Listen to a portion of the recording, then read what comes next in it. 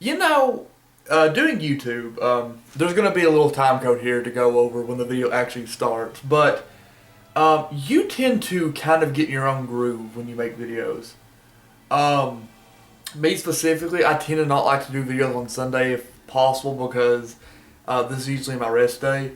But something come to my attention over the last couple of days that I thought was very interesting and kind of brought to my attention a bit of a different mindset. This is actually a sequel to a video I done like a year ago. If you guys have watched my Collaborative projects, it's a playlist on my channel.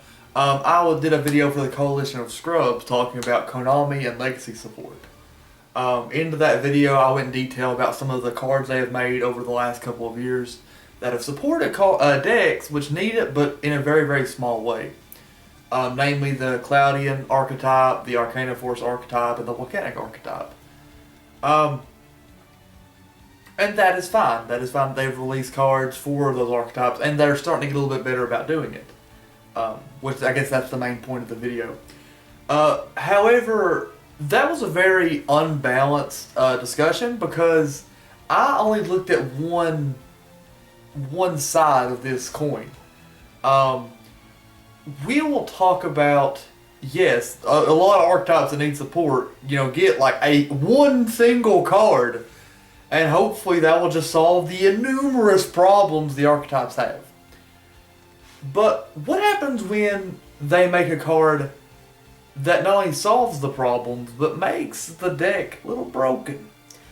So we're going to discuss that today. The card that made me think about this is the new trap card made for Mayakashi. A Ghost Meets Girl, a Mayakashi and Shiranui's Tale. This card says, you're going to use the effect once per turn. Tribute one Mayakashi or Shiranui Synchro monster. Neither player can special summon monsters from the hand, deck, or extra deck for the rest of this turn. Or, I guess if you want to just cut the middleman out, your opponent can't summon special summon monsters from the hand, deck, or extra deck for the rest of this turn. However, that doesn't stop the graveyard, so keep that in mind. Because that's kind of what Mayakashis do. And then its second effect is you can banish a card from your graveyard, target one banished zombie monster, and then return it to your graveyard.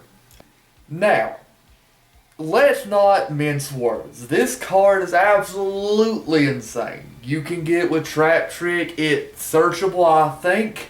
Mayakashis themselves is a very, very small engine, and you don't have to play it in Mayakashis. You can play it in Shiranui's.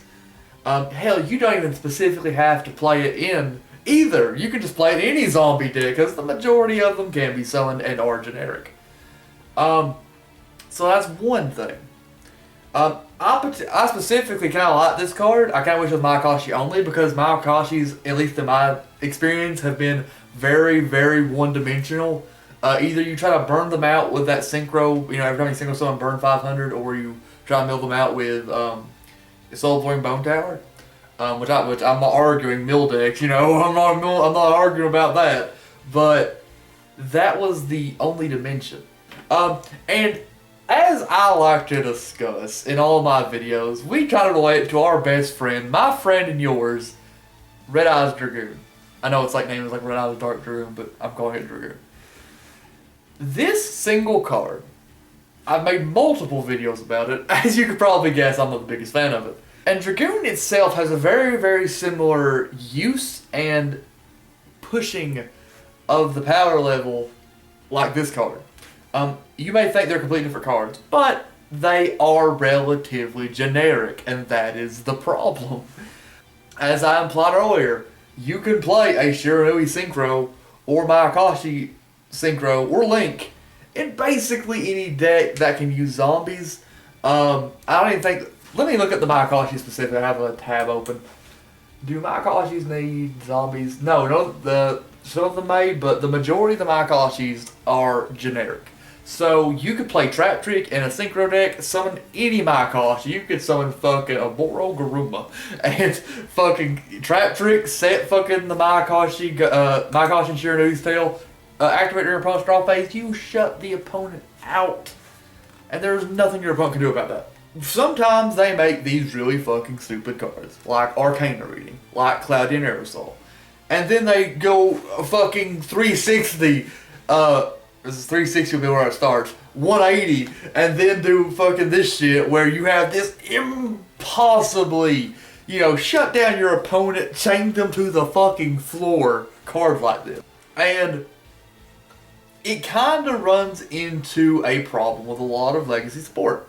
Because I could assure you this was going to happen at some point with the side archetypes that come out, like the Ancient Slayers and stuff like that. Because this archetype came out in the same set with Prank Kids. It came out with the Nethys and obviously Maakashi.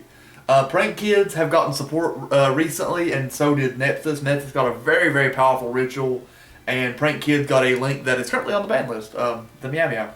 And either one, it being limited, it is still a very strong engine and archetype that is played to this day. So, with those two archetypes, of course Maakashi was going to get something. They've actually got mini cards over the last couple of years, but they just kept pushing it. And I feel like Konami does that a lot. They kind of push archetypes they want to succeed into succeeding. On all of his business venue. This comes into, obviously we're like going back to the Dragoon relation.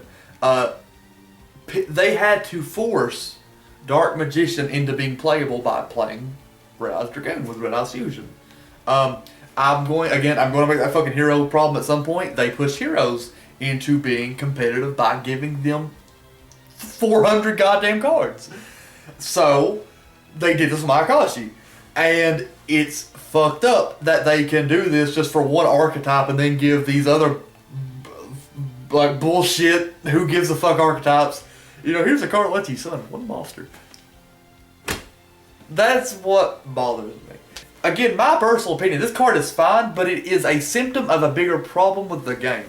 That they just keep pushing the power level on these cards of archetypes that no one's going to play, no one cares about, and then they're like, okay, here you go.